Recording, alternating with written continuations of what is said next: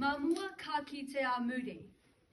Ma muri ka ora a mua.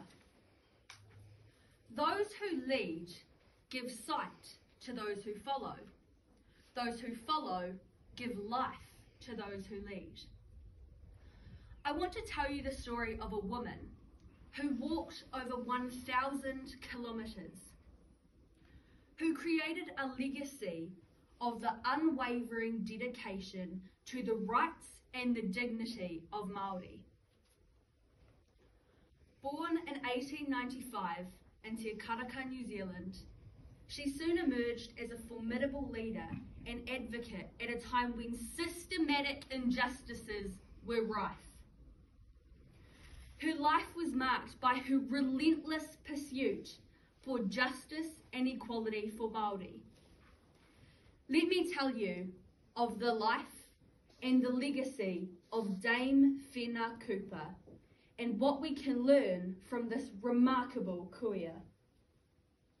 The 1930s were a period of profound hardship for Māori communities, where they faced widespread land seizure as well as vast-reaching cultural suppression, where haka was shameful, tāmoko was outlawed, and speaking te reo Māori led to beatings. Whina knew it was time for her people to rise. Her activism was driven by her deep sense of responsibility to her people and a vision of a fair society where all cultures are equal. Her most iconic moment came in 1975, when at the age of 80, with crippling arthritis, she set off to lead the historic Māori Land March. A hikoi that began in Te Hapua in the far north and continued to the steps of Parliament in Wellington. This was a march of over 1,000 kilometres, a powerful but peaceful statement to the ongoing confiscation of Māori land. A march that began with 50 Māori and finished with over 4,000 Māori and Pākehā united in the rallying cry, "Not one more acre." This was the hikoi led by Dame Whina Cooper that sparked crucial conversations and led to the establishment of the Waitangi Tribunal in 1975. But why should I, a Pākehā teenager in 2024, care so passionately about Dame Whina Cooper's legacy? Because I am, by bloodline, part of the problem. I am a direct descendant of the Minister of Native Affairs who led the bloodshed and land confiscation in Parihaka.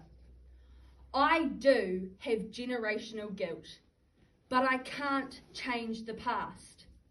I also cannot ignore the fact that today my Māori friends and whānau are suffering the consequences of these historic injustices.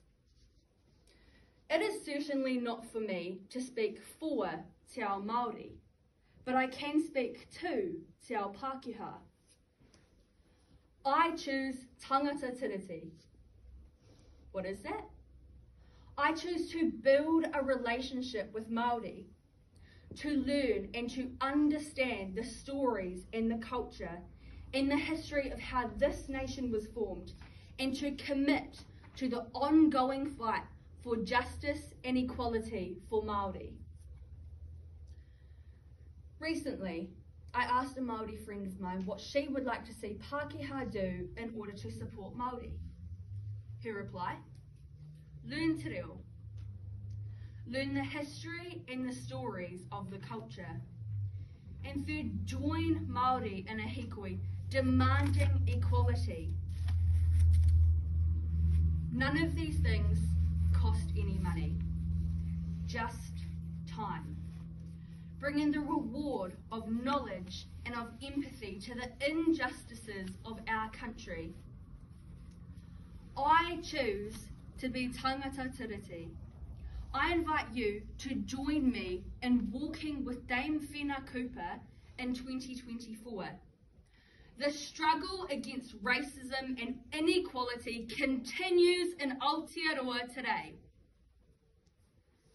In honouring Dame Whina Cooper, we commit to continuing her fight, to strive to build an Aotearoa that truly reflects the principles of fairness, equality, and respect for all cultures.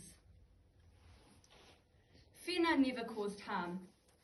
She never laid hands on any person. She never yelled in Parliament. She simply united her people and created a momentum that was unbeatable. In the words of Dame Whina Cooper, the seed I would like to plant in your heart is a vision of Aotearoa where all people can live together in harmony and can share the wisdom from each culture. Te Tiriti o Waitangi was signed so that we could all live as one nation in Aotearoa. Kia mau koe ki ngā kupu o au tupuna. Hold fast to the words of your ancestors. And remember, Whina walked so that we could run.